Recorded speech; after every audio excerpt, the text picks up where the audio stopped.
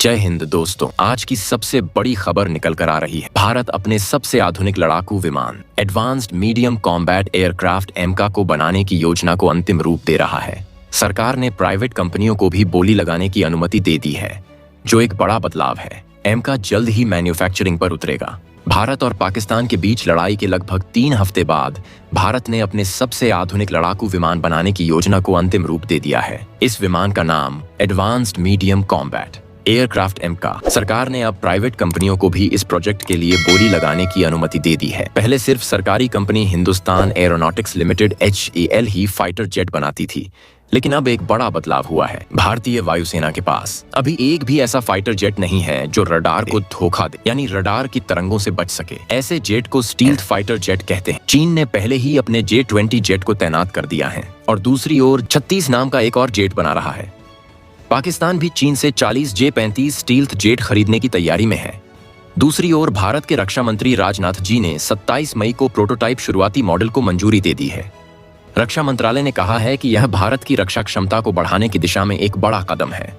एमका model को जल्दी final करने का फैसला अमेरिकी राष्ट्रपति डोनाल्ड ट्रंप के उस बयान के बाद लिया गया, जिसमें उन्होंने कहा था कि अमेरिका भारत को F-35 स्टील्थ फाइटर जेट देने की योजना बना रहा है। F-35 दुनिया के सबसे आधुनिक लड़ाकू विमानों में से एक है। एमका फाइटर जेट F-35 के मुकाबले सस्ता हो सकता है। F-35 की कीमत 80 से 100 मिलियन डॉलर प्रति जेट है। लेकिन बड़ा सवाल यह है कि भारत अपने स्टील्थ जेट कब तक बना पाएगा, क्योंकि भारत का तेजस फाइटर जेट बनाने का रिकॉर्ड बहुत अच्छा नहीं रहा है। नेक्स्ट अपडेट निकल कर आ रही है। ड्रोन के ऊपर युद्धों में ड्रोन के इस्तेमाल को देखते हुए भारतीय सेना लगातार अपनी तैयारी तेज कर रही है। हथियारों के अन्य मोर्चों की तरह ड्रोन और उसकी तकनीक पर भी पूरा जोर दिया जा रहा है। ड्रोन के खतरों से निपटने के लिए वायु रक्षा प्रणालियां एयर डिफेंस सिस्टम तैयार किया जा रहा है। इसी क्रम में भारतीय सेना ने advanced counter unmanned aerial system का निर्माण करने के लिए स्वदेशी कंपनियों से प्रस्ताव आमंत्रित किया है। एक रिपोर्ट्स में बताया गया है, जमीन आधारित advanced counter unmanned aerial system दुश्मन के ड्रोन की पहचान कर और वे किस तरह के हैं इनका पता लगाकर उन्हें हवा में ही ध्वस्त करेगा। इससे हवाई खतरों से निपटने में सेना की क्षमता में जबरदस्त इजाफा होगा। चीन और पाकिस्तान के ड्रोन खतरों को देखते हुए सेना स्वदेशी advanced counter unmanned aerial system का निर्माण कराना चाहती है।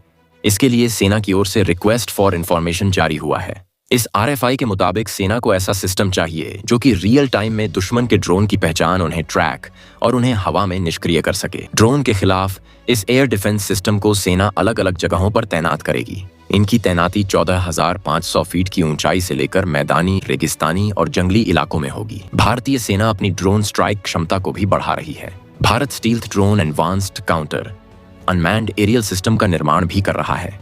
इसमें कावेरी का जेट इंजन लगेगा। इस इंजन का टेस्ट रूस में हो रहा है, जो कि परीक्षण के अंतिम दौर में है। नेक्स्ट अपडेट निकल कर आ रही है। चीन के एक फैसले से संकट में फंसी भारत की ये कंपनियां कभी भी बंद हो सकता है। काम चीन की ओर से रेयर अर्थ मैग्नेट के एक्सपोर्ट पर लगाई गई पाबंदियों से भारत में अगले 1 महीने में ही गाड़ियों का प्रोडक्शन पूरी तरह से ठप होता दिख रहा है। इससे भारत में कार बनाने वाली कंपनियों को बड़ा झटका लग सकता है।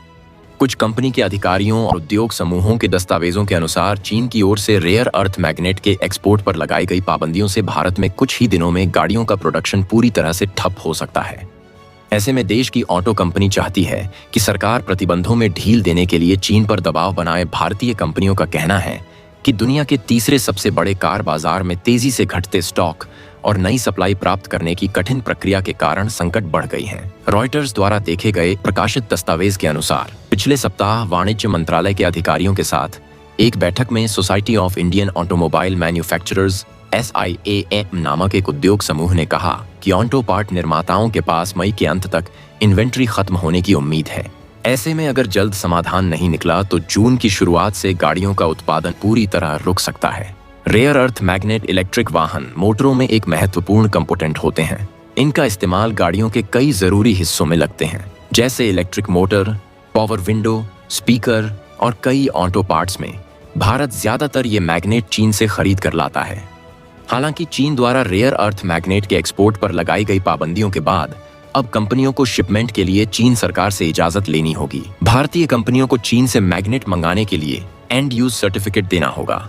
इसमें यह बताना पड़ेगा कि यह चुंबक सैन्य उद्देश्यों के लिए नहीं है, इसके बाद इन डॉक्यूमेंट को नई दिल्ली में चीनी दूतावास द्वारा वेरिफिकेशन कराना पड़ेगा और कंपनियों के चीनी आपूर्तिकर्ताओं को भेजना पड़ेगा। इसके बाद चीन लाइसेंस जारी करता है।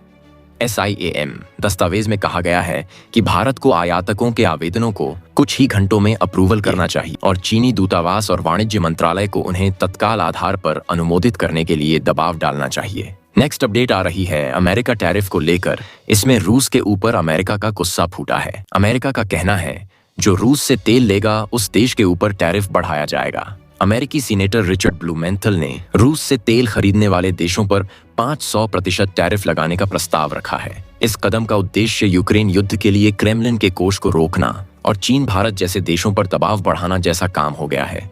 रूस से तेल, गैसोलीन या पेट्रोकेमिकल्स खरीदने वालों पर अमेरिका बिजली गिराने की सोच रहा है। यूक्रेन की धरती पर खड़े होकर अमेरिकी सीनेटर रिचर्ड ब्लूमेंथल ने रूस के खिलाफ साहसिक आर्थिक आक्रमण का आह्वान किया। इसके तहत हर उस देश पर 500% टैरिफ लगाया जाएगा जो रूसी तेल, गैसोलीन या पेट्रोकेमिकल्स खरीदना जारी रखता है। एक प्रेस कॉन्फ्रेंस के दौरान इस प्रस्ताव का खुलासा किया गया। इसका मकसद क्रेमलिन के युद्ध कोष को रोकने के साथ चीन और भारत जैसे वैश्विक खरीदारों पर दबाव बढ़ाना है। सीनेटर रिचर्ड ब्लूमेंथल की ओर से पेश किए गए विधेयक में रूस से तेल, गैसोलीन या पेट्रोकेमिकल्स खरीदने वाले सभी देशों पर 500% टैरिफ लगाया जाएगा। यह सीधा बताया गया है। अमेरिका को ऐसा नहीं करना चाहिए। नेक्स्ट अपडेट निकल कर आ रही है। भारत का वो हथियार जिसका दीवाना इजराइल हुआ है। 300 किलोमीटर तक दुश्मन को धुआं करने वाली भारतीय डिफेंस इंडस्ट्री की दुनिया में चर्चा हो रही है। भारत और इजराइल के रक्षा संबंध मजबूत होते दिख रहे हैं। एक अग्रणी भारतीय रक्षा निर्माता इजराइल को खतरनाक हथियारों की आपूर्ति करने जा रहा है। इस बारे में निर्यात खरीद के आदेश भी हासिल हो चुके हैं। आइए उस हथियार के बारे में जानते हैं। भारत और इजराइल के रक्षा संबंध एक नई ऊंचाई पर पहुंच रहे हैं। मेक इन इंडिया के तहत रक्षा निर्यात के क्षेत्र में बड़ी छलांग लगाते हुए भारत अब इजराइल को हथियार की सप्लाई करने जा रहा है। रक्षा प्रणालियों की अग्रणी भारतीय निर्माता NIBE लिमिटेड को इजराइल की विश्व प्रसिद्ध प्रौद्योगिकी आधारित कंपनी के लिए महत्वपूर्ण निर्यात डील हासिल हुई है। 1 करोड़ 75 लाख अमेरिकी डॉलर के मूल्य वाली इस डील में 300 किलोमीटर तक की रेंज क्षमता वाले यूनिवर्सल रॉकेट लॉन्चर का निर्माण और आपूर्ति शामिल है। भारत में उत्पादित यह अत्यधिक एडवांस टेक्नोलॉजी पहली बार वैश्विक बाजार के लिए तैयार है। भारत इजराइल की बढ़ती दोस्ती। यह डील बताती है कि भारत और इजराइल का सहयोग अब तेजी से आगे बढ़ रहा है। निर्यात आदेश हासिल करने के बारे में जानकारी देते हुए कंपनी ने कहा, यह NIBE लिमिटेड के लिए एक ऐतिहासिक उपलब्धि है और भारत के रक्षा विनिर्माण क्षेत्र के लिए एक गौरवपूर्ण मील का पत्थर है। इस अनुबंध के साथ हम प्रधानमंत्री के आत्मनिर्भर भारत और मेक इन इंडिया के दृष्टिकोण के प्रति अपनी प्रतिबद्धता की पुष्टि करते हैं, जो भारतीय धरती पर विश्व स्तरीय रक्षा प्रौद्योगिकी लाएंगे। यूनिवर्सल रॉकेट लॉन्चर अपनी श्रेणी में सबसे एडवांस में से एक है और इसे वर्तमान में मौजूद वैश्विक विकल्पों से बेहतर प्रदर्शन करने के लिए डिजाइन किया गया है। यह ऑर्डर न केवल NIBE लिमिटेड के अंतर्राष्ट्रीय विस्तार में एक बड़ा कदम है, बल्कि आधुनिक युद्ध प्रणालियों के क्षेत्र में भारत की रणनीतिक स्थिति को भी मजबूत करता है। NIBE लिमिटेड एक अग्रणी भारतीय रक्षा प्रौद्योगिकी कंपनी है जो परिष्कृत रक्षा प्रणालियों के विकास, विनिर्माण और एकीकरण का काम करती है।